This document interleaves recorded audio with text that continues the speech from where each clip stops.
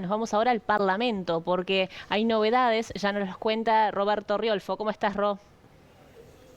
¿Qué tal, compañeras? Muy buen mediodía para ustedes. Bueno, justamente intensa la movida aquí en el Senado de la República. Está sesionando el Pleno con otro tema, pero vamos a seguir en tema, como decía Rosario Lema allí de Torre Ejecutiva. También el conflicto del puerto llegó aquí al Parlamento Nacional, específicamente al Senado. Para dar un poquito de contexto, este conflicto comenzó el día jueves de los trabajadores de la terminal Cuenca del Plata con la empresa justamente. Bueno, es un tema que perjudica a toda la cadena productiva, desde los productores y hasta el sector agroexportador, toda la cadena, y se pierden miles de dólares por minuto, según nos decían algunos especialistas aquí en el Parlamento.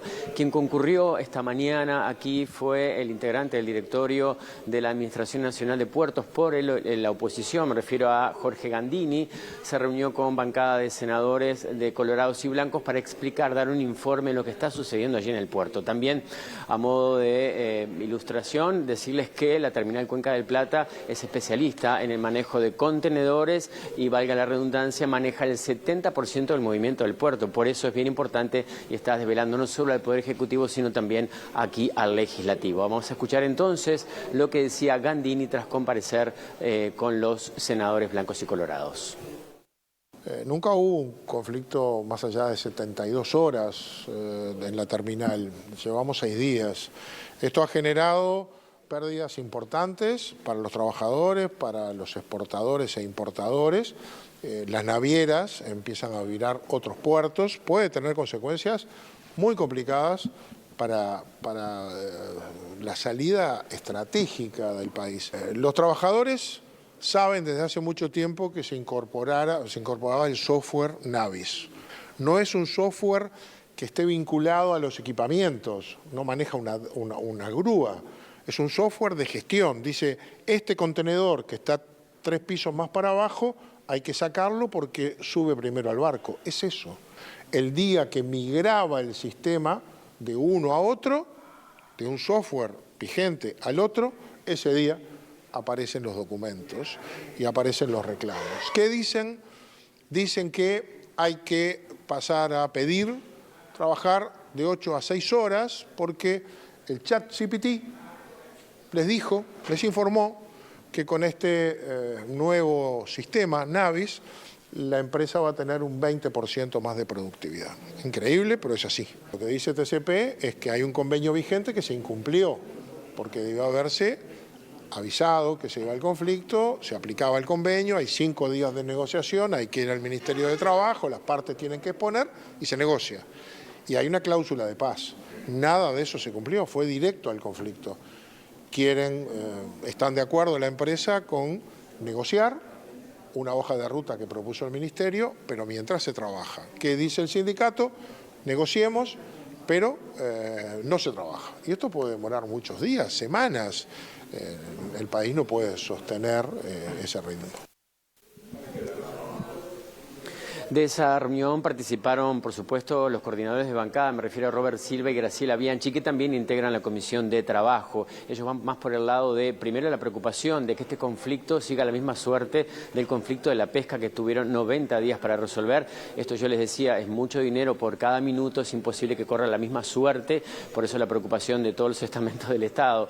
Pero, a su vez, ellos cargan con la actuación del ministro de Trabajo, Juan Castillo, que debería ser mucho más firme en tratar de resolver esta situación, y tienen pensado convocarlo aquí al Parlamento. Por supuesto, hay que coordinar entre el Parlamento y el Ministerio para que eso suceda, pero bueno, vamos a escuchar la palabra de ambos. Vamos a solicitar la comparecencia urgente del ministro de Trabajo y Seguridad Social, que es el responsable de estas situaciones.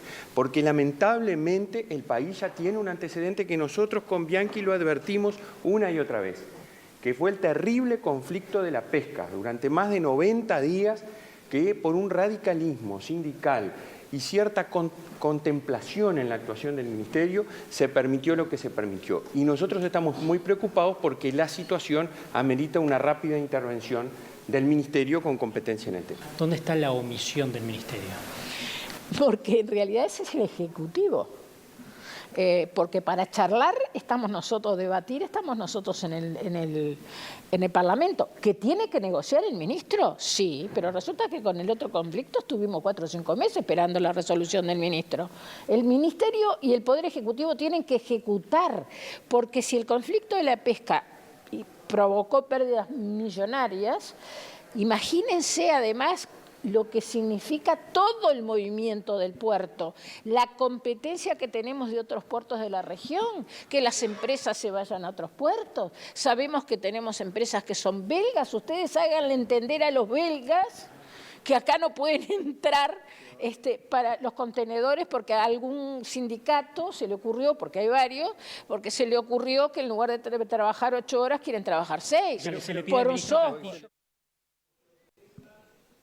Por su parte, el senador oficialista Gustavo González va más por el lado de no dar declaraciones que puedan irritar a ambas partes, tanto trabajadores como empresarios, y va por otra línea de citar a ambos, tanto a los empresarios de Terminal Cuenca del Plata como a los trabajadores en el día de mañana a la Comisión de Legislación de Trabajo para, bueno, lograr un ámbito en que se puedan ver las caras y poder negociar y ellos también ser parte de esa negociación y llegar a un acuerdo. Vamos a escuchar la palabra de González. Un conflicto de estas características obviamente que nadie lo desea, yo creo que ni los trabajadores ni la patronal. Ahora, hay que buscar el diálogo, como siempre se debe resolver los problemas. Yo creo que todo lo que irrite hoy, de una parte o de otra, no colabora con esto. Si queremos resolver el problema, tenemos que poner el mejor ánimo de ambas partes para llegar al mejor acuerdo. Como siempre en una negociación, uno tiene que dar un paso al costado a veces, otro adelante, otro atrás, pero resolver el tema es lo que convoca a la Comisión de Asuntos Laborales del Senado. ¿La empresa haya puesto un ultimátum para las 3 de la tarde de hoy? ¿Hace que el diálogo sea más tenso?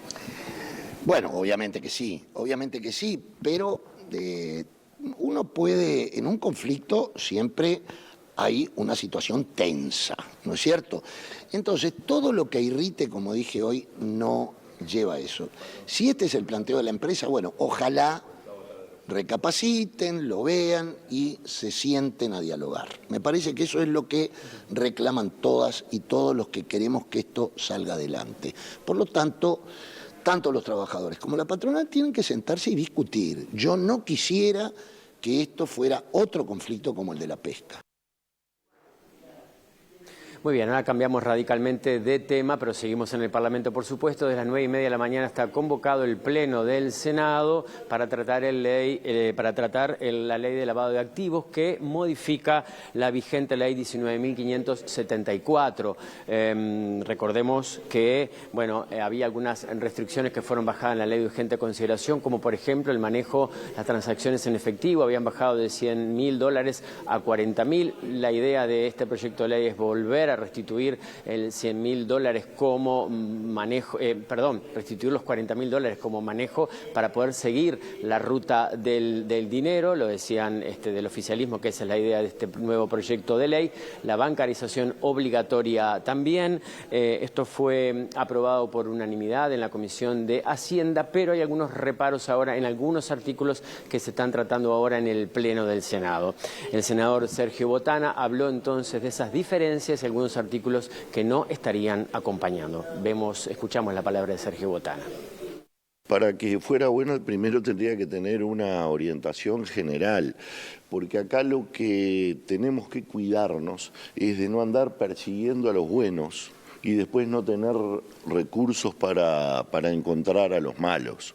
Acá estas leyes no dan resultado porque vivimos generando inconvenientes y trancas para la actividad de la gente honrada y de trabajo en este país, a la cual le ponemos cada día más pasos, más costos, más burocracia, y después no tenemos ni tiempo de los recursos humanos, ni gente capacitada, ni instrumentos legales para perseguir a los que hay que perseguir, que son los que de verdad andan lavando dinero.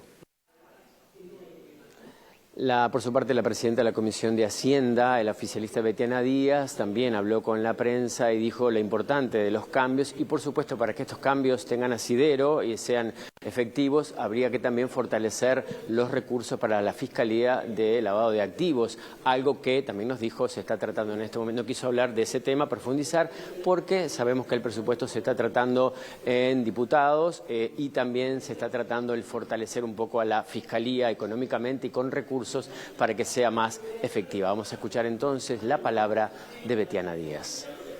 Me parece muy interesante esa pregunta porque en realidad esto no es una sola medida, ¿no? Es decir, acá participan varios actores. Primero, se amplían los sujetos obligados, los delitos precedentes, institucionalmente de alguna forma como que se reasignan las tareas en la eliminación de lo que es esta fiscalía.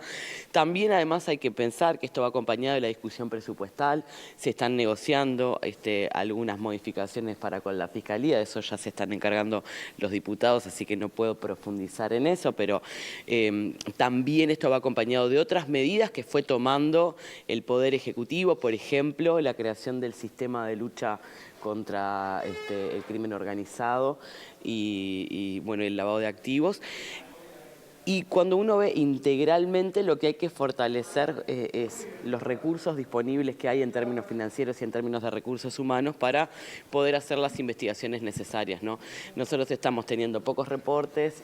Por suerte, en el último año aumentó la cantidad de reportes de operaciones sospechosas. Esto habla de que se movió la percepción del riesgo y creo que esto responde también a que en la campaña electoral el tema del manejo de efectivo estuvo muy presente también y de que la posibilidad de modificar la ley integral de lavado estuvo arriba de la mesa. De hecho, nosotros aprobamos el proyecto en el día de ayer en comisión y lo que nos planteaban era, tenemos salvedades con algunos aspectos del proyecto, va a haber algunas modificaciones que vamos a discutir, pero lo que sí me parece importante es que la intención manifiesta de todos los partidos integrantes de la Comisión de Hacienda, Partido Nacional, Partido Colorado, Frente Amplio, de avanzar en este sentido. Bien, la oposición también reclamaba más tiempo para analizar este proyecto de ley, que es bien importante para nuestro país, pero recordemos que ya estaba en el Parlamento, se aceleró su tratamiento después del atentado a la casa de la fiscal de la Nación subrogante, Mónica Ferrero, y por eso entonces se está tratando desde las 9:30 de la mañana con varios cuartos intermedios, pero ahora se retomó la sesión, se está tratando en este momento en el Pleno del Senado. Yo quedo aquí entonces, si hay alguna novedad, las vuelvo a convocar. Adelante, compañeras. Por supuesto, guardamos por ello entonces, Robert, de ser necesario.